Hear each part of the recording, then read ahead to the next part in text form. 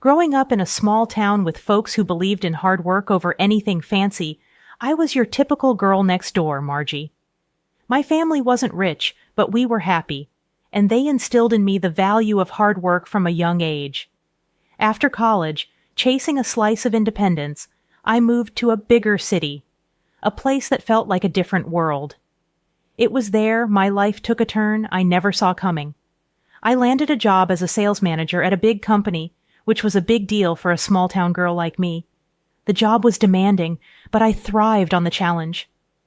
Unlike my peers who were all about hitting the clubs after work, I was more likely to be found curled up with a book or working overtime. That was until David walked into my life. David was everything I didn't know I was looking for.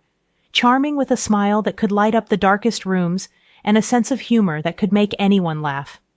We met through work, and what started as casual coffee breaks turned into long dinners, and before I knew it, I was head over heels. I can't believe how lucky I am, I remember telling him one evening as we walked along the river, the city lights reflecting like stars in the water.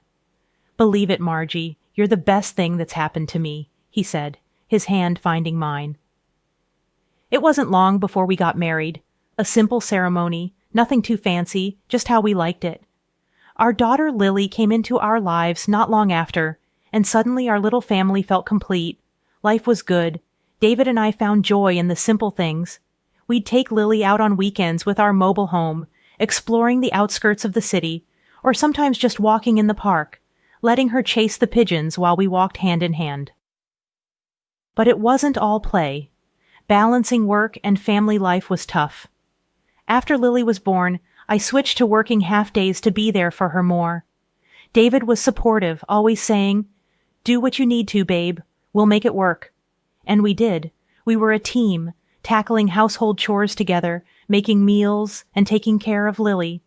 David's parents were a big help, too. They adored Lily and were always there when we needed a hand. "You two are doing great," David's mom would often say. "It's not easy, but you're making it look like it is." It felt like we had everything figured out, but life has a way of throwing curveballs when you least expect it. One evening, as we were cleaning up after dinner, David mentioned working late more often. "The project's picking up steam, going to need to put in extra hours," he said, almost apologetically. I understood, or at least I tried to.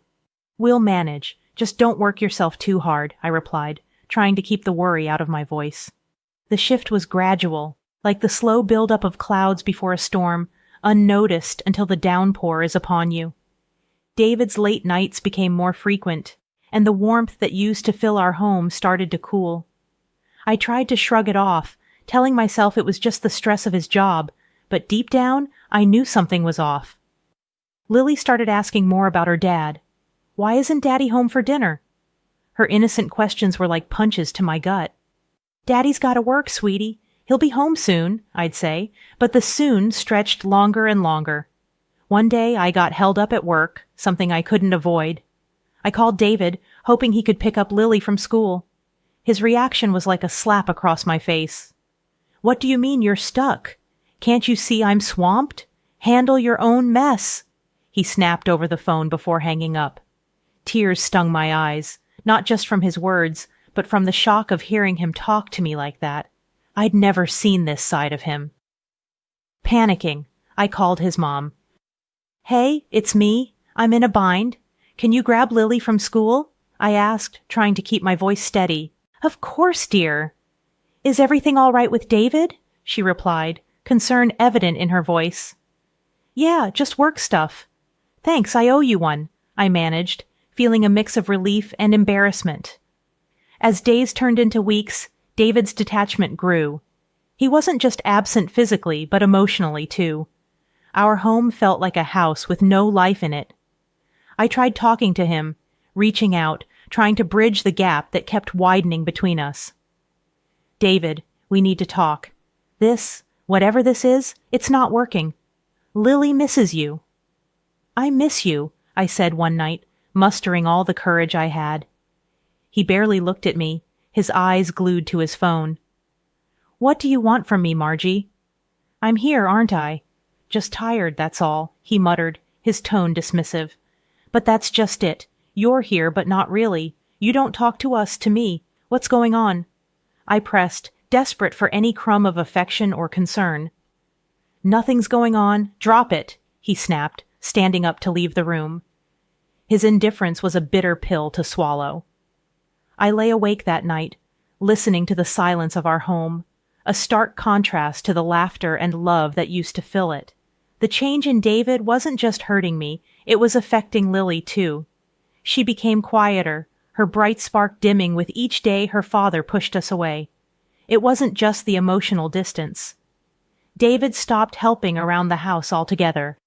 Tasks we used to share now fell squarely on my shoulders. I felt like a single parent. Why doesn't Daddy play with me anymore? Lily's voice broke through my thoughts one evening as I washed the dishes. I turned to her, forcing a smile. Daddy's just busy, honey, but we can play. What do you say? Your choice of game, I offered, trying to mask the ache in my heart. She nodded, a small smile on her lips, but her eyes were searching, looking for the father she adored and missed. The divide between us grew, and with it, my loneliness. I turned to David's parents for support, spending more time at their place just to feel some connection to the man I married.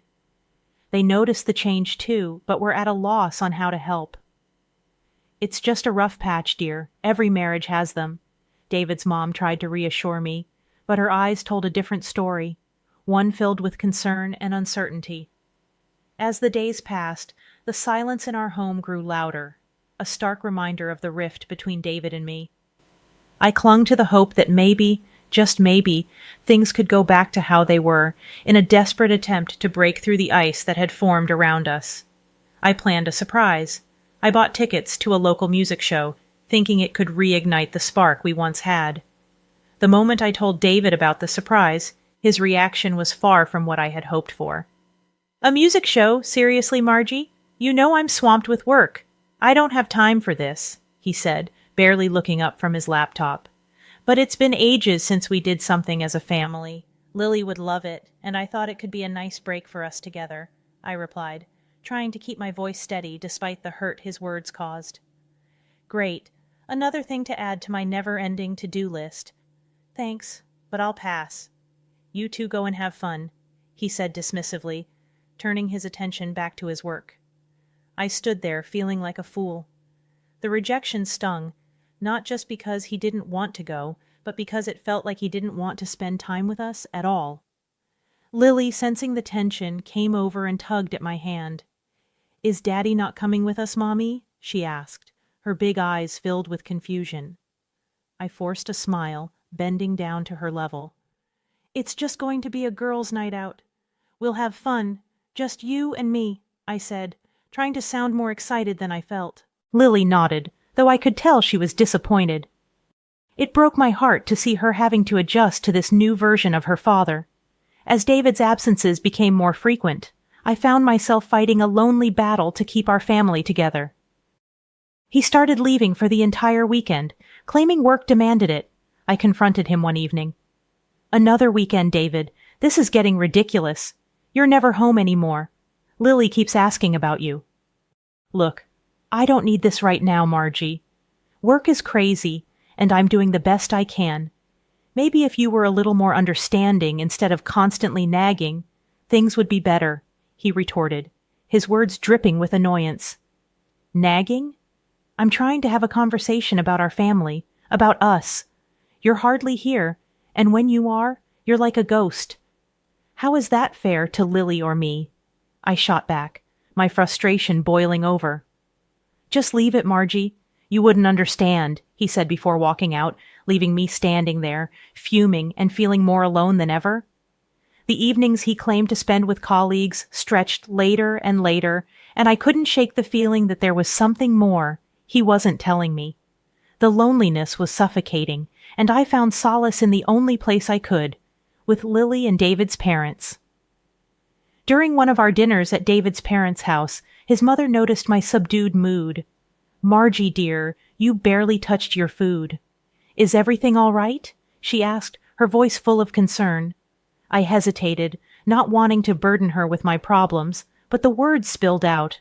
I feel like I'm losing him, and I don't know what to do. He's always working or out, and when he's home, it's like he's not really here. Lily misses him, and I miss my husband." David's father, who had been quietly listening, chimed in. "Have you tried talking to him? Really sitting him down and telling him how you feel?" I let out a humorless laugh. Talking to David, it's like talking to a wall these days. He doesn't listen, or worse, he gets angry. I'm at my wit's end here. David's increasing late nights and vague excuses pushed me to a decision I never thought I'd make. Hiring a private investigator felt like crossing an invisible line, but the need to understand his actions overshadowed my reservations. Weeks went by with a strange mix of anticipation and dread until the unexpected happened. Our anniversary was approaching, and David surprised me with an invitation to celebrate at an upscale restaurant, promising a weekend together just like old times. I couldn't hide my excitement. "Really, David? Just us, like before?" I asked, hardly believing the shift in his attitude. "Yeah, thought it'd be nice. A break from all the craziness," he replied, his tone casual, almost nonchalant. With renewed hope, I arranged for David's parents to look after Lily, sharing my joyous news. The day arrived with a mix of nerves and excitement. The restaurant was as beautiful as promised, creating a backdrop that felt like a step into our past, a reminder of better days. David was already there, waiting. His gesture of offering me a glass of wine took me by surprise. "Come on, let's celebrate. Just this once," he urged when he saw my hesitation. I laughed, a bit uneasy. "You know I'm not much for drinking, but okay, just this once," I agreed, wanting to make the most of this rare moment between us. The evening was a blur of wine and toasts. David kept filling my glass, each time insisting, "to us." It felt like a dream, our problems momentarily washed away by the ambience and alcohol. But as the night wore on, I felt increasingly unwell, a heaviness dragging me down into a drowsy haze. "David, I don't feel so good. I think I need to lie down," I mumbled, struggling to keep my eyes open. "Don't worry, I got you.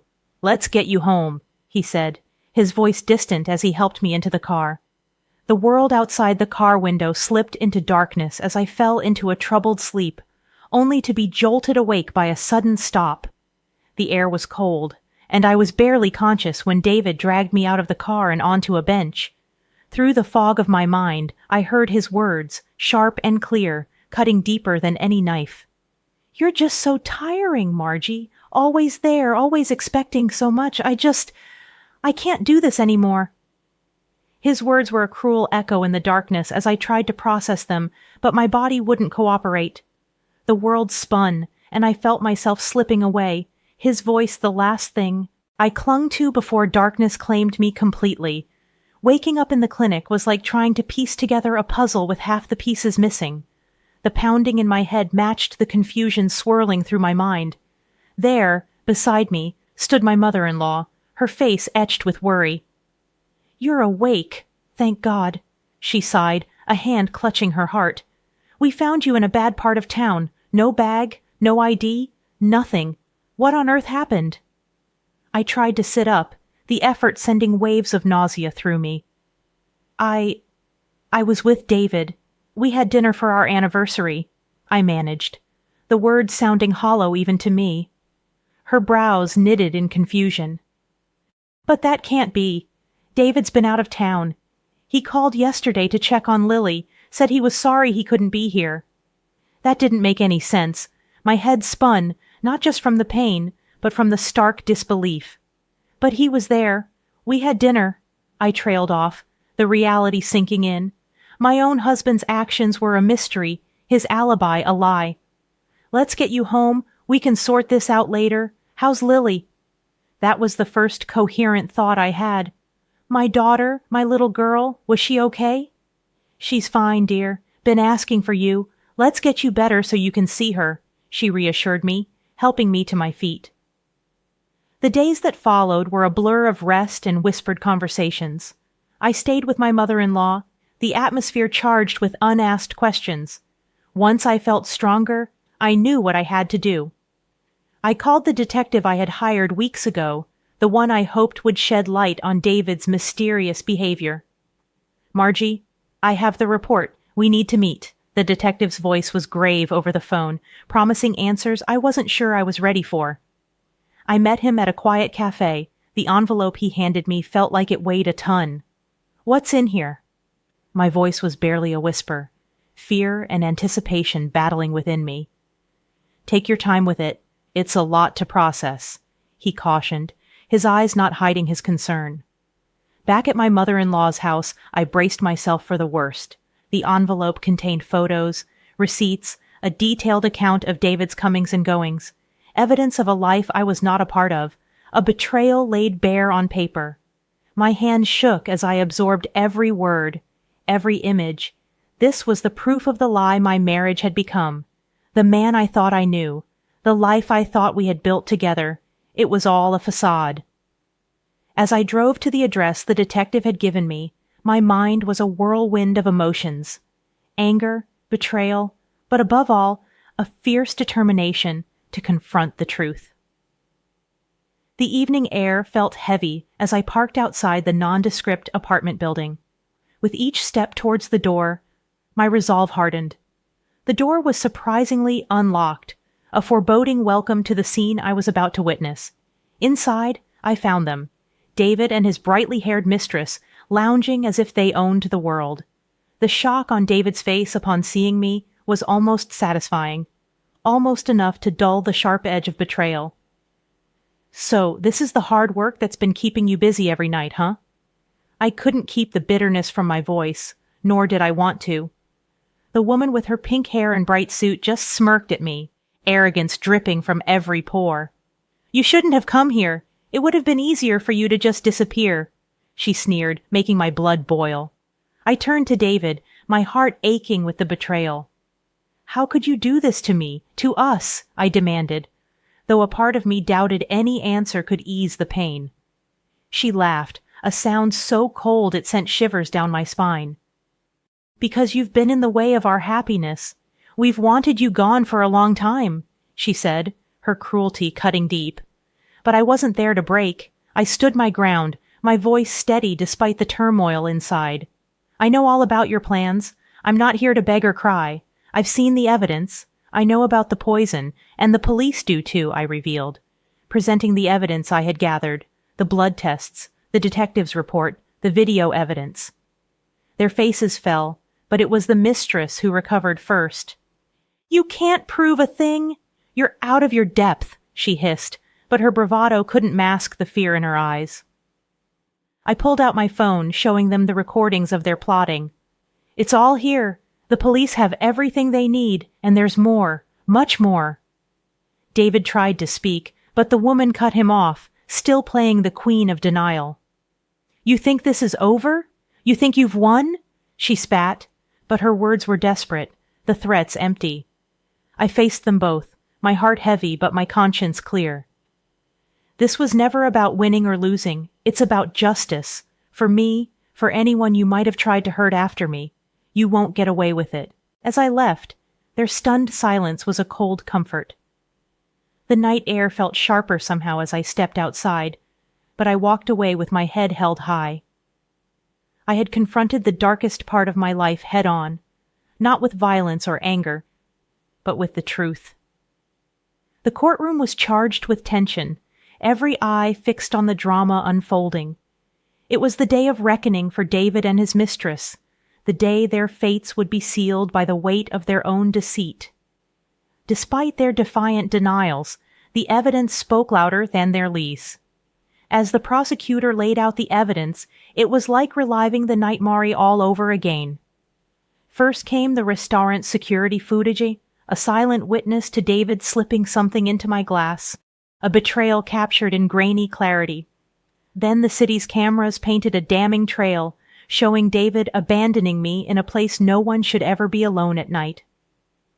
The final nail in the coffin was the medical reports, undeniable proof of the toxins coursing through my veins, a sinister attempt on my life. David and his mistress sat side by side, a united front in their guilt. Their attempts to brush off the evidence were pathetic, their lies crumbling under the weight of truth. "It's all a misunderstanding," David tried to argue, his voice lacking any conviction. The mistress chimed in, her arrogance undimmed. "That evidence could have been doctored. You have no proof it was us," she sneered, trying to sound confident. But the evidence was irrefutable. The videos, the tests, the detective's thorough investigation, it all pointed to one undeniable conclusion. They were guilty, and justice was about to be served. The judge's gavel was a sound of finality. Based on the overwhelming evidence presented, this court finds the defendants guilty as charged, the judge declared, his voice echoing through the silent courtroom. And then, the financial compensation. It wasn't about the money, not really. It was about accountability, about making them pay in some small way for the havoc they wreaked on my life and my daughter's life. Now, it's a stark contrast to those shadowed days.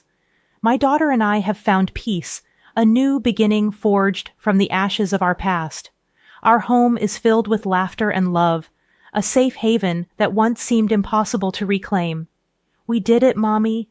My daughter's words are a balm to my soul, her smile the brightest light in my life. "Yes, we did, sweetheart. We're going to be just fine," I assure her. And in my heart, I know it's true. The journey was long and fraught with pain, but standing here now with my daughter by my side, I'm reminded of the strength and resilience that lies within us. We've weathered the storm and emerged stronger, ready to face the future with hope and courage. David's parents, once figures I respected and admired, showed their true colors in the aftermath. They were devastated by their son's actions, heartbroken by the betrayal and harm he caused. The day they decided to cut ties with him and rewrite their will, leaving everything to Lily, my daughter, was a day I'll never forget. "I don't know what to say," I managed, my voice choked with emotion. "It's what's right. She's our granddaughter, and we love her. We want to make sure she knows she's not defined by her father's mistakes," they replied, a firmness in their tone that left no room for argument. Life since then has been a series of adjustments, of finding our footing in this new reality. I went back to work full-time, diving into my role with a renewed sense of purpose. Balancing work and being a single mom to Lily hasn't been easy, but it's been our life, and it's been good. My mother-in-law, bless her soul, has been a godsend. She stepped up in ways I couldn't have imagined, becoming not just a caregiver for Lily, but a pillar of strength for me. Our bond, forged in the fires of family drama, has become unbreakable. "Lily's lucky to have you, you know. We both are," I told her one evening as we shared a quiet cup of tea after putting Lily to bed. She waved me off, her usual modest self. "Nonsense. I'm just doing what any grandmother would. Besides, seeing you two happy is all the thanks I need." Our conversations, once filled with the pain and confusion of David's betrayal, now revolve around plans for the future, Lily's latest achievements, and the simple joys of our day-to-day lives. We laugh more, worry less, and cherish the peace that has settled over our home. Lily, growing more each day into a bright and curious young girl, is the light of our lives. She knows she is loved, cherished, and supported not just by me, but by the extended family that rallied around her. "Mommy, when I grow up, I want to be strong like you," Lily said to me one night, her words filling my heart with warmth. "You already are, my love. You're the strongest person I know," I replied, tucking her in, a sense of contentment settling over me.